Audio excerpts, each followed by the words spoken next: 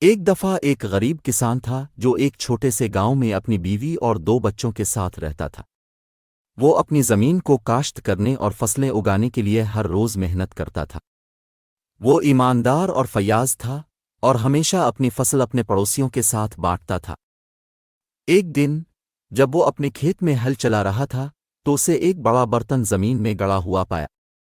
اس نے اسے کھود کر کھولا۔ حیرت سے اس نے دیکھا کہ یہ سونے کے سکوں سے بھرا ہوا ہے۔ وہ بہت خوش تھا اور سوچتا تھا کہ اس کی پریشانیاں ختم ہو گئی ہیں۔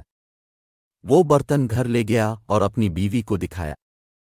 وہ بھی بہت خوش ہوئی اور مشورہ دیا کہ وہ برتن اپنے بستر کے نیچے چھپا لیں اور آہستہ آہستہ پیسے استعمال کرے۔ کسان راضی ہو گیا اور انہوں نے اپنی دریافت کو خفیہ رکھنے کا فیصلہ کیا۔ اگلے دن کسان اگلے سیزن کے لیے کچھ بیج خریدنے بازار گیا۔ اس نے برتن میں سے ایک سونے کا سکہ نکال کر اپنی جیب میں ڈال لیا۔ جب وہ چل رہا تھا تو اس کی ملاقات ایک بھکاری سے ہوئی جس نے اس سے کچھ پیسے مانگے۔ کسان کو اس پر ترس آیا اور اسے سونے کا سکہ دیا۔ فقیر حیران ہوا اور اس کا بے حد شکریہ ادا کیا۔ ان کا کہنا تھا کہ میں نے اپنی زندگی میں ایسا فیاض آدمی نہیں دیکھا۔ اس نے اس سے پوچھا کہ اسے سونے کا سکہ کہاں سے ملا۔ کسان ایک لمحے کے لیے ہچکچا لیکن پھر اسے سچ بتانے کا فیصلہ کیا۔ اس نے بتایا کہ اسے اپنے کھیت میں سونے کا ایک برتن ملا ہے اور اس کے گھر میں اور بھی ہے۔ بھکاری کو اپنے کانوں پر یقین نہیں آ رہا تھا۔ اس کا خیال تھا کہ کسان تو جھوٹ بول رہا ہے یا بہت بے وقوف ہے۔ اس نے فیصلہ کیا کہ وہ چپکے سے اس کا پیچھا کرے اور یہ معلوم کرے کہ وہ کہاں رہتا ہے۔ جب کسان دور تھا تو اسے سونے کا برتن چرانے کی امید تھی۔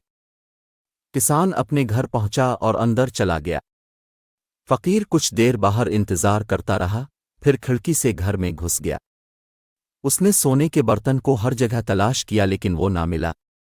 آخر کار اس نے بیڈ کے نیچے جھانک کر وہاں دیکھا۔ اس نے جلدی سے اسے پکڑا اور بھاگ گیا۔ اس نے یہ نہیں دیکھا کہ کسان کی بیوی نے اسے کچن سے دیکھا تھا۔ اس نے چیخ کر اپنے شوہر کو چوپنا کیا جو لاٹھی لے کر بھاگا آیا۔ انہوں نے بھکاری کا پیچھا کیا لیکن وہ ان کے لیے بہت تیز تھا۔ بھکاری بازار پہنچا اور سونے کے سکے سے کچھ کھانے کی کوشش کی، لیکن جیسے ہی اس نے اسے دیا تو دکاندار نے اسے جعلی تسلیم کر لیا۔ اس نے چیخ کر گارڈز کو بلایا۔ بھکاری کو احساس ہوا کہ اسے کسان نے دھوکہ دیا ہے۔ محافظوں نے اسے گرفتار کر لیا اور بادشاہ کے دربار میں لے گئے۔ وہاں اس نے سب کچھ تسلیم کیا اور رحم کی بھیک مانگی۔ بادشاہ ناراض ہوا اور اسے سخت سزا دینے کا حکم دیا۔